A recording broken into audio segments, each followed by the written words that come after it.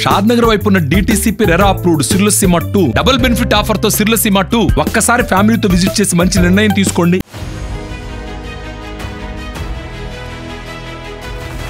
తెలంగాణలో పంట సాయం రూపం మారుతోంది. పంట వేసినట్టు నిర్ధారణైన భూములకే రైతు భరోసా ఇవ్వాలని రేవంత్ రెడ్డి సర్కారు నిర్ణయించింది. సాగైన భూములపై పక్కాగా లెక్క తీసేకే ఈ సాయం ఇవ్వాలని భావిస్తోంది. అది కూడా సాగుకు ముందుగా కాకుండా సీజన్ మధ్యలో లేదా చివరిలో డబ్బులు విడుదల చేయాలని ప్లాన్ వేసింది. సీజన్ కు ముందు ఎందరు రైతులు ఎంత మేర పంటలు వేశారో తెలియదని అధికారులు చెబుతున్నారు. అందుకే సీజన్ మధ్యలో సర్వే చేసి సాయం ఇవ్వడానికి సిద్ధమైంది. ఈ మేరకు రేవంత్ రెడ్డి సర్కారు రైతు భరోసా మార్గదర్శకాలను రూపొందిస్తోంది. దుక్కుల సమయంలో రైతులకు విత్తనాలు, ఎరువుల కోసం సాయం అందించేలా గత ప్రభుత్వం రైతు బంధు పథకాన్ని ప్రారంభించింది. పంటలు సాగు చేసినా చేయకున్నా అన్ని భూములకు రైతు బంధు సాయం అందించింది. ఇప్పుడు అలా కాకుండా రైతులకు చివరిలో సాయం ఇస్తామంటే ఎలా ఉంటుందని అధికారులు తర్జన పడుతున్నారు. సీజన్ కు ముందే రైతులకు ఆర్థిక సాయం చేసినా సాగు చేయనట్లు తేలితే తదుపరి సీజన్ లో ఆర్థిక సాయానికి కోత పెట్టే ప్రతిపాదన కూడా ఉన్నట్లు సమాచారం.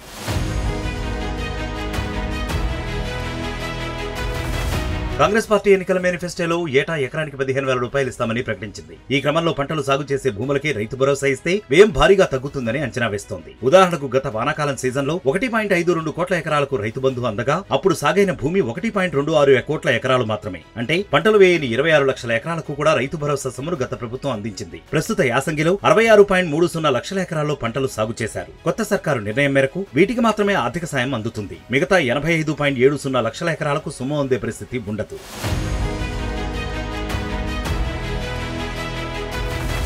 శాటిలైట్ రిమోట్ సెన్సింగ్ ఇతర పద్ధతుల ద్వారా పక్కాగా సాగు లెక్క తేల్చాలని అధికారులు తేల్చారు. ఇందులోనూ 5 ఎకరాలలోపు భూములున్న రైతులకే ఆర్థిక సాయం అందనుంది. ఆదాయం పన్ను చెల్లించే ఉద్యోగులు, ఇతర వర్గాల వారికి రైతు భరోసా నిలిపివేయనున్నారు. 5 ఎకరాల వరకే సాయం ఇవ్వాలన్న ఆలోచన అమలు చేస్తే నిధుల వ్యయం మరింతగా తగ్గుతుంది. ఇప్పటి వరకు 1.52 కోట్ల ఎకరాలకు ఆర్థిక సాయం ఇచ్చినట్లుగా కాంగ్రెస్ హామీ ఇచ్చిన ఎకరాకు 15,000 రూపాయల చొప్పున అమలు చేయాలంటే ఏడాదికి 22,800 కోట్ల రూపాయలు కావాలి. అయితే సాగు చేయని భూమిని తొలగించడం, 5 ఎకరాలకు పరిమితం చేయడం, ఆదాయం పన్ను చెల్లించేవారు, ధనికులు, ప్రజాప్రతినిధులు, సినీ నటులు, వ్యాపారవేత్తలకు రద్దు చేయడం వంటివి అమలు చేస్తే దాదాపు 10,000 కోట్ల రూపాయల వరకు మిగులుతాయని అధికార వర్గాలు చెబుతున్నాయి.